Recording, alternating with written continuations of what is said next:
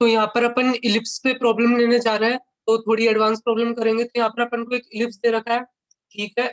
इस इलिप्स में क्या दे रखा है, ओ अपन को सेंटर दे रखा है, अपन को जो ए बी है वो मेजर एक्सिस दे रखी है, और जो सी डी है वो माइनर एक्सिस दे रखी है, ठीक है। उसके बाद बता रखा है ये जो ओ एफ है, ओ एफ उसकी लेंथ अपन को दे रखी है 6, और ये जो लाइन है एफ सी ये ऐसे है, और यहाँ पे जो ये ओ सी एफ को टच करता हुआ ये सर्कल जो बन रहा है, इसका जो डायमीटर दे रखा है वो 2 दे रखा है।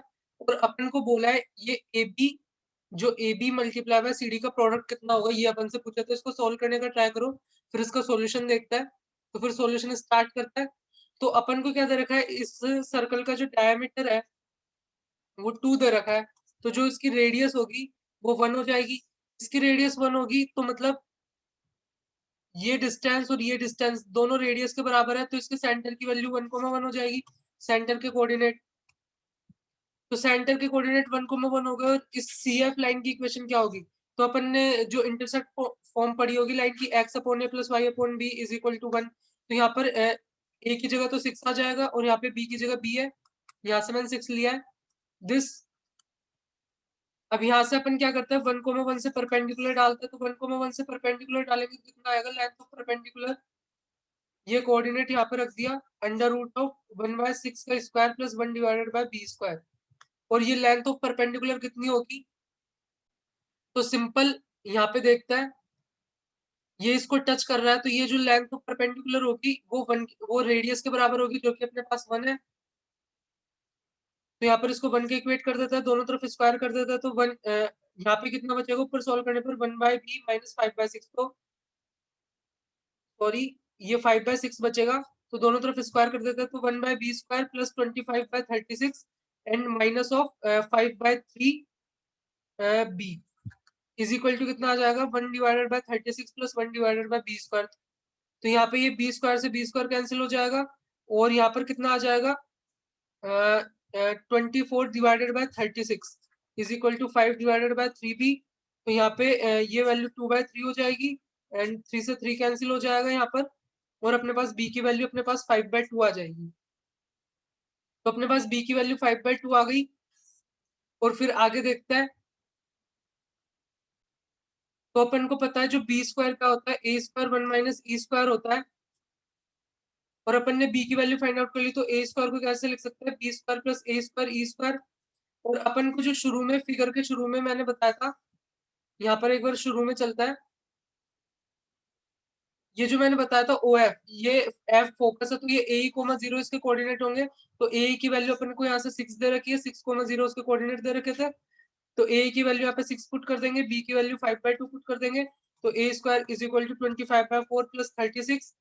ये कितना आ रहा है इसको सोल्व करने पर, तो यहाँ पे 72 144 एंड 169, तो 169 डिवाइडेड बाय 4 यानी ए की वैल्यू 13/2 आ जाएगी।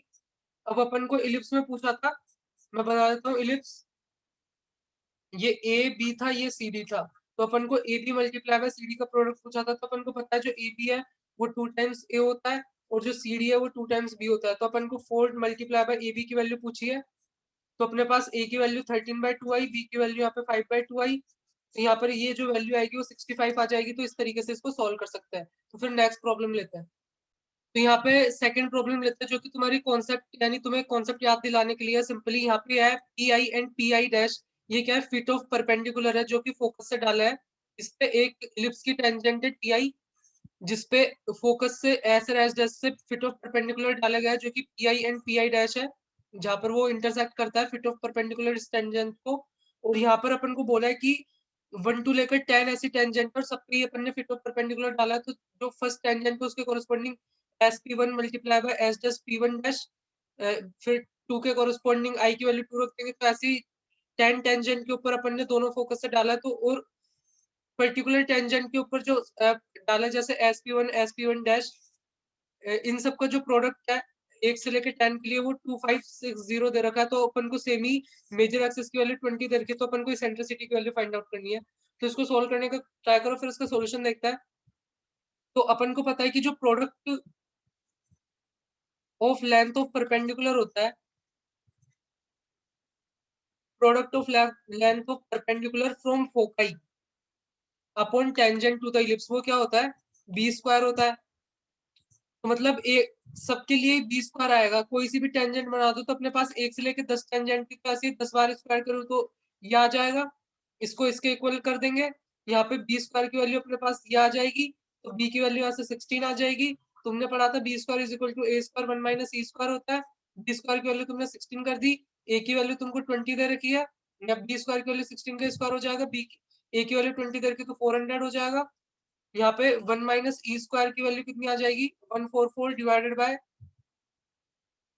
वो क्या 1 माइनस ई स्क्वायर की वैल्यू कितनी आ जाएगी, 2 5 6 एंड 400।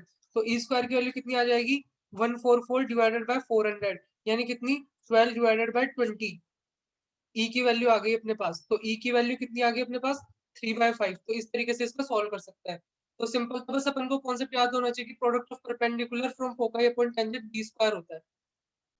तो यहाँ पे अपने पास थर्ड प्रॉब्लम है, अपन को बी के कोऑर्डिनेट दे रखे 2,0, सी के कोऑर्डिनेट दे रखे 8,0। ये क्या है, एबीसी क्या है, एक ट्राइंगल के वर्टिसेस है एबीसी, जिसमें ए क्या कर रहा है, वेरी कर रहा है सच दैट ये जो प्रोडक्ट है 4 multiply by 10 b/2 multiply by 10 c/2 is equal to 1 रहता है।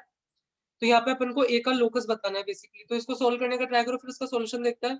तो आपने सॉल्यूशन ऑफ ट्रायंगल में पढ़ा होगा, जो 10 b/2 होता है उसका फॉर्मूला क्या होता है, s minus c s minus a divided by S multiply by S minus B.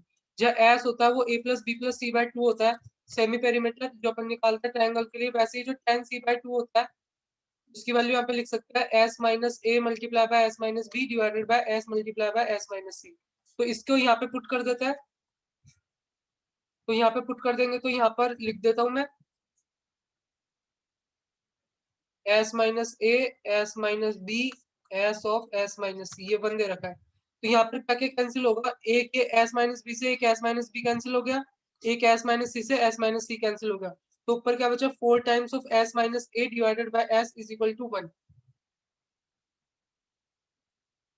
तो यहाँ पे क्या बचा, s minus a divided by s की वैल्यू 1/4, तो 4s minus 4a is equal to s, यानी यहाँ पे 3s is equal to 4a। और s बताया था जो सेमी पेरीमीटर होता है a plus b plus c by 2 होता है, ये आपको पता होगा। तो यहाँ पे 3 times a plus b plus c by 2 is equal to 4a। तो यहाँ पे निकालते हैं इसको, तो यहाँ पे कितना आ जाएगा, ये 3 times a plus 3 times b plus 3 times c is equal to 8a। तो यहाँ पे देखते हैं, तो ये इतना आ जाएगा। तो यहाँ पे अपन लिख सकते हैं 3b plus 3c is equal to, यहाँ पे कितना आ जाएगा, ये 5 टाइम्स a, और b प्लस c की वैल्यू कितनी आ जाएगी 5a/3। अब ये एक ट्राइंगल है जिसमें जो b और c है उसके वर्टिसेस तो कांस्टेंट है, ये 2,0 और 8,0, और ये a वेराई कर रहा है। तो आपको पता है a के अपोजिट क्या होता है, स्मॉल होता है। और a की वैल्यू यहाँ से अपन पता लगा सकते हैं, 8 माइनस 2 6 है, तो यहाँ पे 6 पुट, तो यहाँ पे 6 पुट करेंगे तो b प्लस c की वैल्यू कितनी आ जाएगी 10। तो ये 10 है जो कि कांस्टेंट है। तो मतलब यहाँ पर वो क्या होता है, इलिप्स में भी तो यही होता है कि उसमें आपको दो फोकस दे रखे होते हैं, और ये पॉइंट ऐसे वेरी करता है कि इन दोनों से जो सम का डिस्टेंस होता है वो कांस्टेंट होता है। तो वैसे ही यहाँ पर ये जो बी एंड सी है, ये बी एंड सी क्या है, यही तो डिस्टेंस है बी एंड सी। मतलब बी के कोरस्पॉन्डिंग इधर बी एंड सी के कोरस्पॉन्डिंग ये सी। तो बी एंड सी यही तो डिस्टेंस है, मतलब इन दोनों का, इसका ए का बी से एंड ए का सी से जो डिस्टेंस का सम है वो कांस्टेंट है। तो मतलब ये इलिप्स की तरफ जा रहा है। तो मान लो इलिप्स में ये जो सम होता है वो 2a के बराबर होता है। तो यहाँ पर इसको अपन 2a के इक्वल मान लेते हैं। अब इसकी वैल्यू 10 दे रखी है, a1 मान लेते हैं यहाँ पे, क्योंकि a अपन ने ट्रायंगल में मान रखा है। तो a1 की वैल्यू अपने पास 5 आ गई यहाँ से। तो a1 की वैल्यू 5 आ गई, फिर बाकी पैरामीटर निकालने की कोशिश करता है। और अपन को पता है जो ये डिस्टेंस होती है यहाँ पे, ये 2,0 8,0, तो ये दोनों फोकस है अपने, और इसका जो मिड पॉइंट है वो 5,0 है, ये अपना सेंटर हो जाएगा, ये अपना सेंटर हो जाएगा। और अपनी ये जो डिस्टेंस है वो क्या है 6 है, जो कि 2ae के बराबर होती है। फोकस के दोनों फोकस के बीच की डिस्टेंस इतने के बराबर होती है। तो यहाँ पे अपन ने a1 की वैल्यू 5 निकाल ली, तो यहाँ पर e की वैल्यू कितनी आ जाएगी 3/5 आ जाएगी।